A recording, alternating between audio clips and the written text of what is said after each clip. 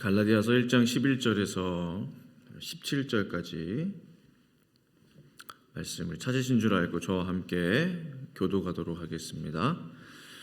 형제들아, 내가 너희에게 알게 하노니 내가 전한 복음은 사람의 뜻을 따라 된 것이 아니니라. 내가 사람에게서 받은 것이 아니요 배운 것도 아니요 오직 예수 그리스도의 계시로 말미암은 것이라. 내가 이전에 유대교회에 있을 때에 행한 일을 너희가 들었거니와 하나님의 교회를 심히 박해하여 멸하고 내가 내 동족 중 여러 영갑자 중 유대교 신하측입니다. 내 조상의 전통에 대하여 더욱 열심히 있었으나 그러나 내 어머니의 태로부터 나를 택정하시고 그 은혜로 나를 부르신 이가 그 아들을 이방에 전하기 위하여 그를 내 속에 나타내시기를 기뻐하셨을 때 내가 곧 혈육과 의논하지 않고 같이 있습니다. 또 나보다 먼저 사도된 자들을 만나려고 예루살렘으로 가지 아니하고 아라비아로 갔다가 다시 다메섹으로 돌아갔노라. 아멘. 기독교는 변화의 종교입니다. 기독교는 그래서 아름답습니다. 사람을 이제 변화시키시는 그런 힘이 있으시죠.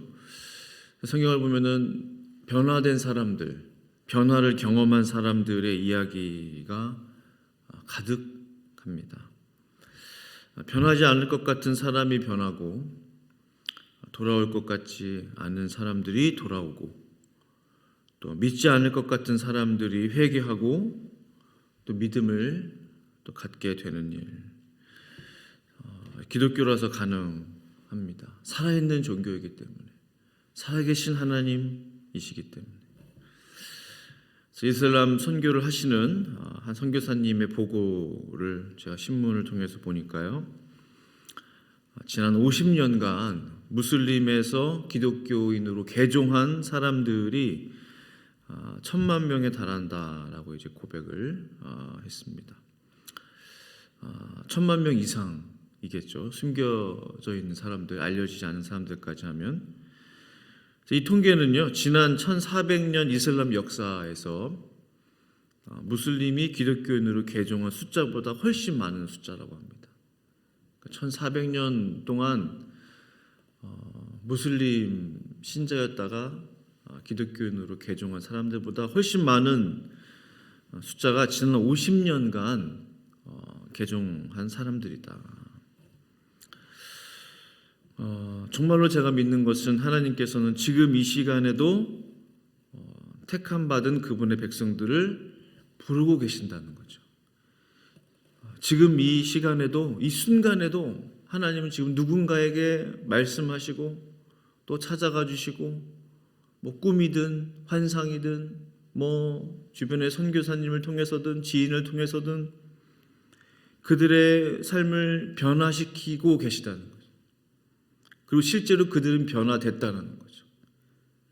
그들의 종교를 버리고 살아계신 하나님을 선택하고 예수님을 구주로 영접하고 있다는 거예요.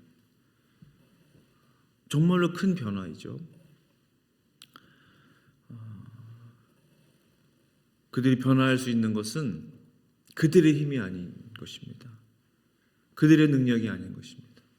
하나님께서 변화의 주체이시기 때문에 가능한 일이죠. 변화를 일으키시는 분은 전능하신 하나님이시기 때문에 사람이 아무리 그 사람을 변화시키려 해도 변하지 않지만, 내가 아무리 스스로 변하려 해도 변하지 않지만 하나님께서 하시면 변할 수 있다는 거죠. 성경 인물들 가운데 가장 큰 변화를 경험한 사람을 꼽으라 하면 누굴까요? 곰곰이 생각을 해보니 바울이 아니겠는가 생각을 해봅니다. 바울이 과거 사울이었을 때, 유대교에 심취했을 때 그는 어떤 사람이었습니까? 정말 가까이 하고 싶지도 않은 사람이었습니다. 그런 사람도 혹시 계세요? 저 사람은 가까이 하면 큰일 나. 정말 인사도 잘 안 하고 가까이 가는 것만으로도 부담이 되고, 과거 사울은 어떤 사람이었습니까? 사도행전 26장 11절 보면 이렇게 기록하고 있습니다. 또 모든 회당에서 여러 번 형벌하여 강제로 모독하는 말을 하게 하고 그들에 대하여 심히 격분하여 외국 성에까지 가서 박해하였고. 그러니까 네 단어가 제 눈에 들어오는 거예요. 형벌, 모독, 격분, 박해. 그러니까 이제 과거 사울의 모습을 생각해 볼 때 벌을 주는 형벌, 모독하게 하는 말을 하고 심히 격분하고 또 박해했던, 예수 믿는 사람들에게 벌을 주면서 강제로 모독하게 하는 말을 한 거예요. 예수를 부인하는 것을 넘어서서 예수님을 욕하라는 거죠. 참, 과거 일제시대 때 그런 일들이 굉장히 많았다고 합니다. 뭐 교회 안에 예수님 사진이 이렇게 걸려 있으면 뭐 그 모습이 꼭 예수님이 아니지만 예수님이라고 우리가 믿고 그 사진들이 이렇게 있었잖아요, 과거에. 요즘은 거의 없어진 것 같은데 이제 한 사람씩 나오라고 그 예수님 사진을 바닥에 탁 던져버리고 유리가 와장창 깨지. 지나가면서 이 예수의 사진에 침을 한 번씩 뱉고 지나가면 내가 살려주겠다, 우리가. 군인들이 그렇게 얘기했다는 거예요. 실제로 그런 간증들을 제가 들은 기억이 나는데, 그러면은 죽인다니까. 예수님 사진 위에 침을 한 번씩 뱉고, 또 어떤 할머니는 3번을 뱉고, 죄송가 얼마나 사시면 사신다고 3번을 예수님 사진에 뱉고 지나가고. 근데 어떤 분이 이제 너무 양심에, 그 신앙의 테스트잖아요.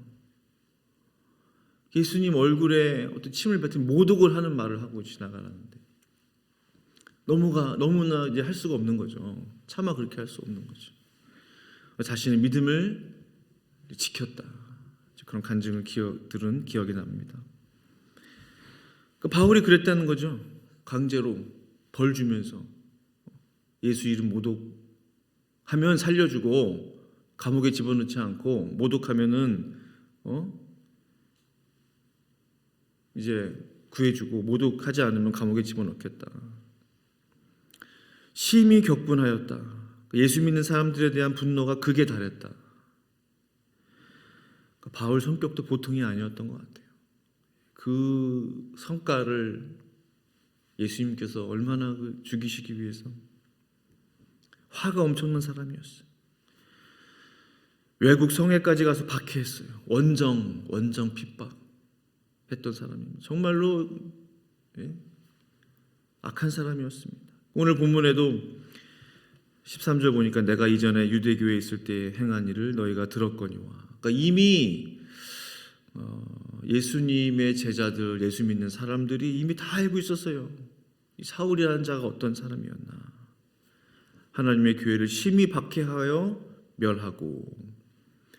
세번역으로 보니까요, 내가 전에 유대교회에 있을 적에 한 행위가 어떠하였는가를 여러분이 이미 들은 줄 압니다. 소문이 파다하게 났어요.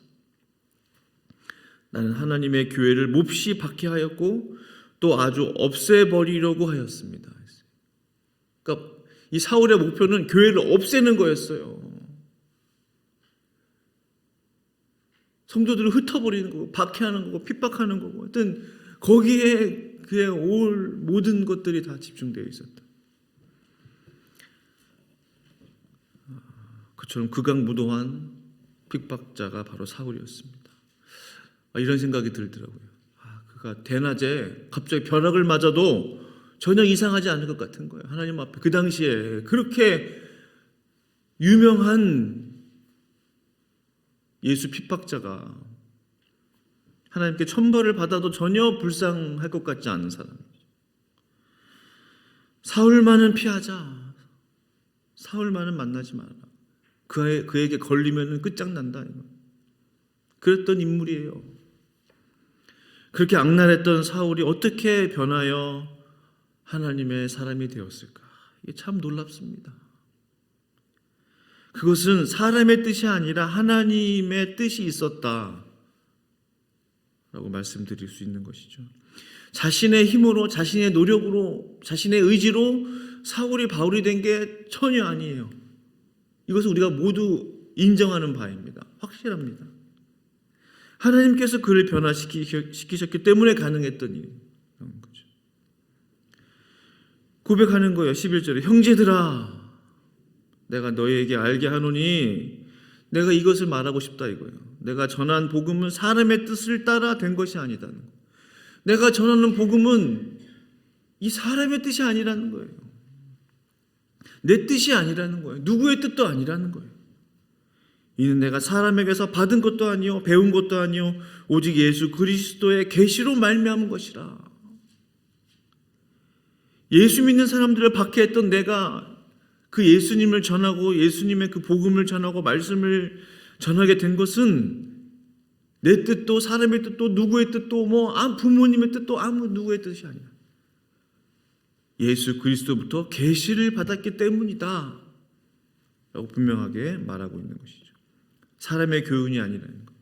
누구에게 전도받아서 된 게 아니라는 거예요. 오직 예수 그리스도의 계시는 무엇입니까? 직접 드러내 보여주시는, 계시란 뜻은 드러내 보이시는 거잖아요. 그 영어로 reveal이라고 하잖아요. 드러내 보이시는 거잖아요. 그분이 직접 나에게 나타나셨다라는 것입니다.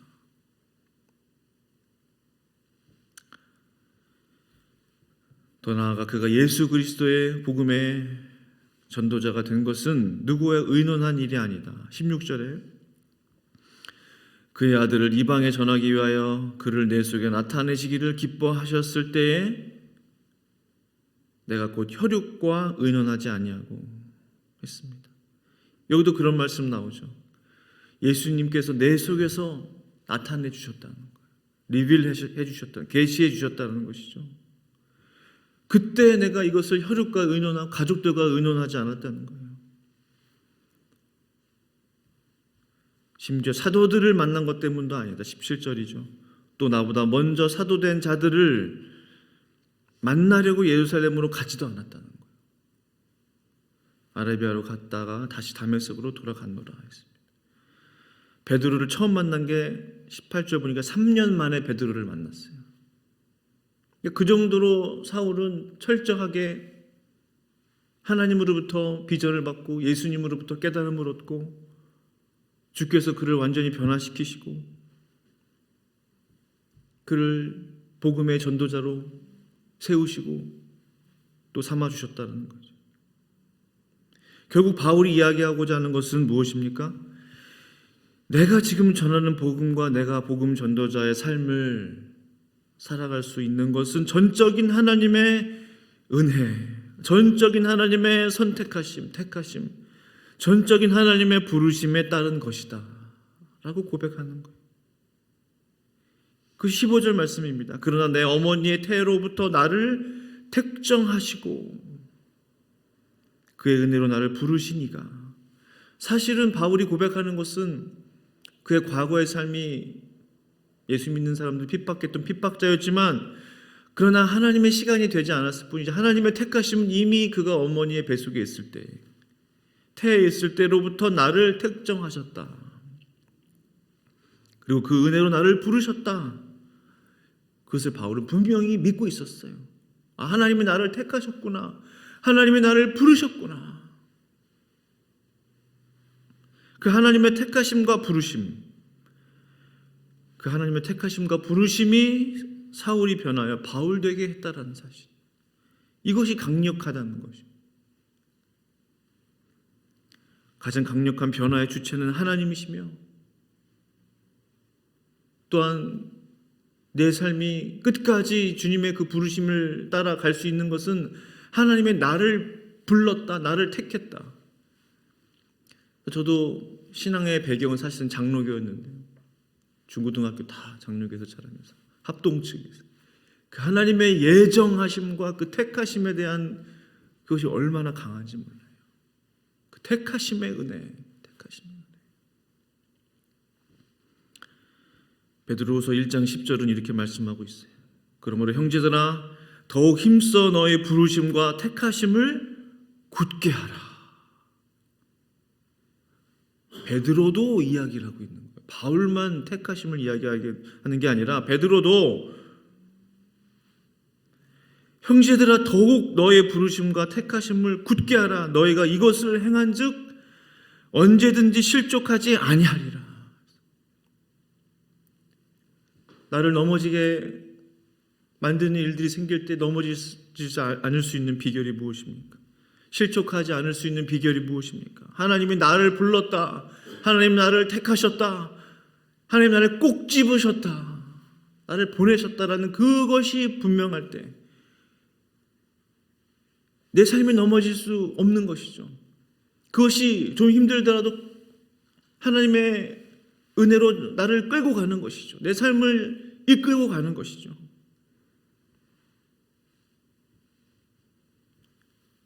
좌절할 수 있는 상황들이 펼쳐질 때에도 우리의 믿음을 지킬 수 있는 것이죠.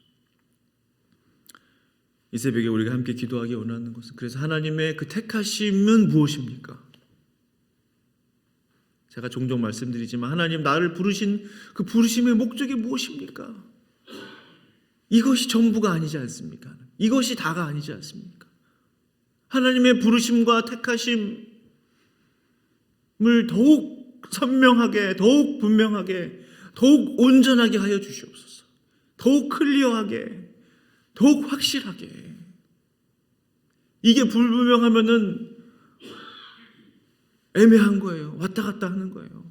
흔들리는 거예요. 이 새벽에 하나님 앞에 간절한 마음으로 기도하실 때, 하나님 나를 부르신 그 부르심의 은혜는 무엇이며 나를 택하신 그 하나님의 놀라운 그 섭리는 무엇입니까? 다시 한번 기도할 때 하나님 그것이 분명하게 되게 하여 주시고 선명하게 되게 하여 주셔서 더욱더 하나님의 부르심과 택하심을 향하여 달려갈 수 있는 우리 모두가 될 수 있기를 간절히 축원합니다. 우리 함께 기도하시겠습니다.